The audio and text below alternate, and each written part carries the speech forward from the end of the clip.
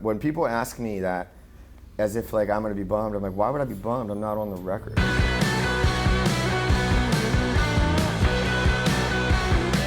Hey everyone, we are here with Mr. Greg Puciato. We're here with Mr. Stephen Hill. Let's be real. Hey, Come on, there hey, we are. let's go. Let's go. We got a good duo happening right now. You're on tour as a solo artist. Yes, I'm perpetually on tour. You are perpetually on tour, but this is different, right? Because this is the Greg show. I mean, the show has always been you, but this is really the Greg show. Right? It's pretty cool, man. It's pretty surreal, you know. I mean, it was a really weird thing to put out solo record at first. Like when I was thinking about doing it, it was like a trip to kind of be like, when am I going to release music as my birth name? That's weird, because you just get this idea in your head that you have to be in bands for it to be valid, right? But then obviously working with Jerry kind of like broke me of that way of thinking, and I was already writing my record at that point, so I was like, what should I call this thing? He's like, dude, what are you doing? Call it your name, you know? I'm like, okay. As soon as the first song came out, I realized how ridiculous it was that I had ever had a problem with it. But then the next thing was, what am I gonna play shows? What's it gonna have my fucking name on the thing? That's weird, right? It's outside but right then now, as soon as you see it, you realize, oh, that's not weird. You know what I mean? Like if you just own your shit, you know? And now it's like, it is surreal, but it feels very comfortable for me now, because the thing I'm valuing more and more is freedom of movement creatively, freedom of movement when I want to tour, when I don't want to tour. And when you're in bands, you don't have all the control. You're always kind of like, one guy wants to do something, another guy doesn't, or you might want to go this way, someone wants to go that way. And like having your main thing be a solo thing, if you have the ability to do that and own your shit too, like self-release and stuff, that's all like ultimate freedom, which is to me my main goal in life, is just to not have to do anything I don't want to do. Yeah. And only do shit I do want to do. I mean, like the records that you've put out are a really great reflection of like all the different stuff that you like, I think, right? You know, like it's really kind of like in terms of putting a show together which kind of reflects that and flows and does that. Has that been difficult? Has that been a challenge at all? Man, I mean, I feel like luckily, I mean, obviously Dillinger was we pushed pretty far in a lot of different directions, right? And then the Black Queen was a completely different thing. But yeah, then you think to yourself, well, how would a Black Queen song have gone down in the middle of a Dillinger set? Or how would a Dillinger song go down in the middle of a Black Queen set? That is a little fucking weird, right? But if you just do it, I don't know, you kind of can't think about that. You gotta let the lane become what it's gonna become. And I realized a while back that your thing, if you can do something that is just pretty much yours and not a lot of people are doing, that is your lane. Yeah. That is your thing, you know? So it's like, okay, cool, I can play a song like Pair of Questions right after Fire for Water. It's only weird if I establish to the audience that it's weird. It's not weird if you just own it from the get-go. People have multiple emotions.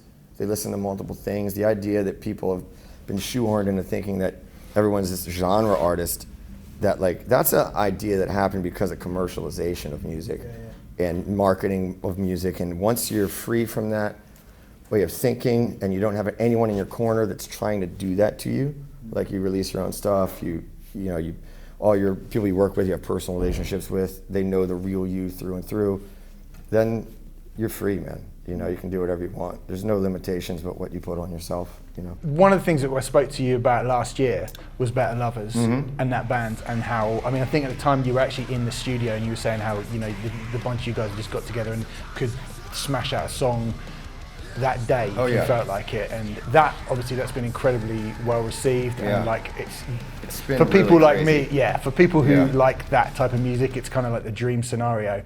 I think pretty much everybody is gagging to hear more music from you guys. When's it happening? I want it. Of course I got it all on my phone, dude. I'm not playing it here, but I'll play. I'll play some a little bit. Right, you got my email address. I mean, obviously they were in the studio. They finished like fucking 16 new songs.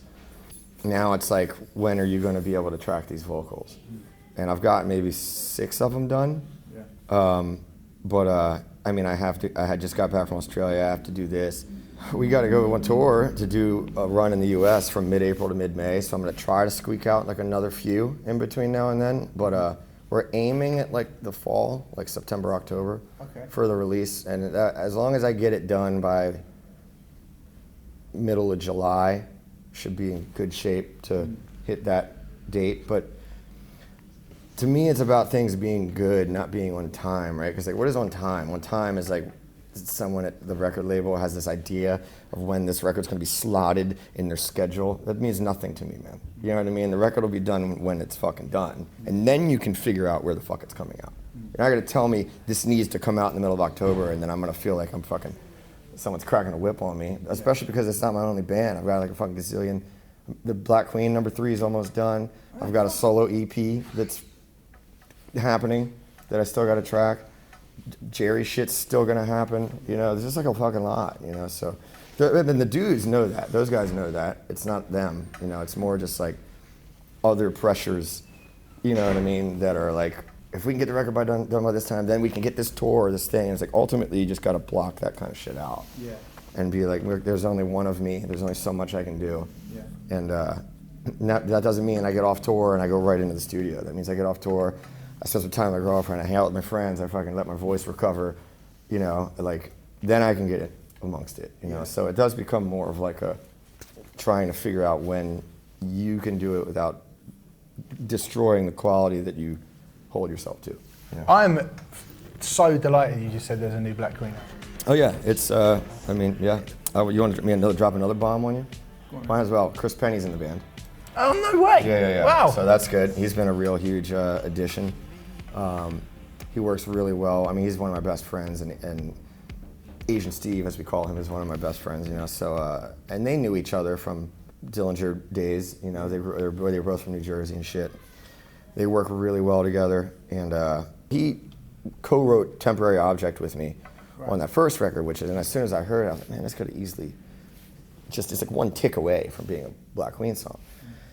So then, like maybe like a year ago, he kicked me a couple songs that just sounded like they were like Fever Daydream, like A-sides that didn't make the record. And I was like, what in the fuck? Like this dude, he's got it, you know? And I sent them to Steve, and he was like, did you do these? These are fucking sick. And I was like, no, dude, Chris Penny did these. And he was like, what the fuck? Wow. And I was like, I think I want to just ask him to be in the band. And he was like, go for it. And then that happened, and that was the thing that unlocked the progress for the third record. And since he's been involved, it's just been rapid fire writing.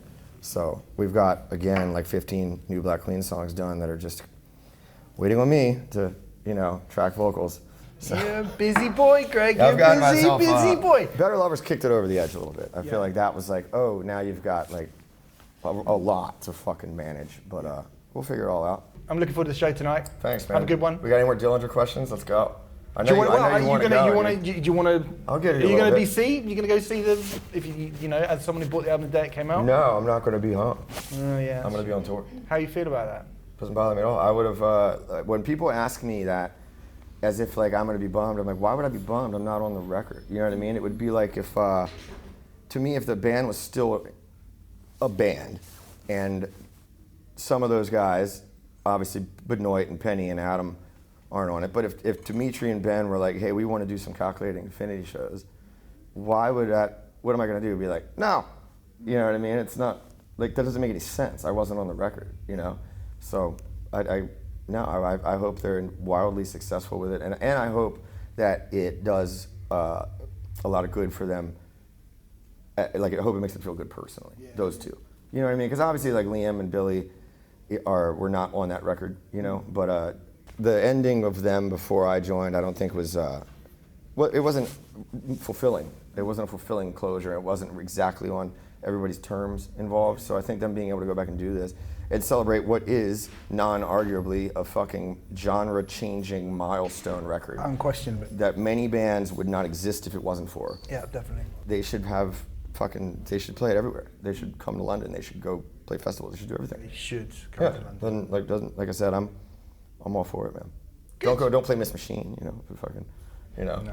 Yeah, stay off that stuff. Can they play Come to Daddy? Is that all right? Yeah, why not? Yeah, okay, good. Yeah. There you go. You've got permission. We didn't write that song. No, you didn't, did you? All right, anyway, lovely. Dude, thanks very much for chatting to us. Dude, you're rolling, man. Great to see you again. You too. Yeah, definitely. Yeah, have a good show.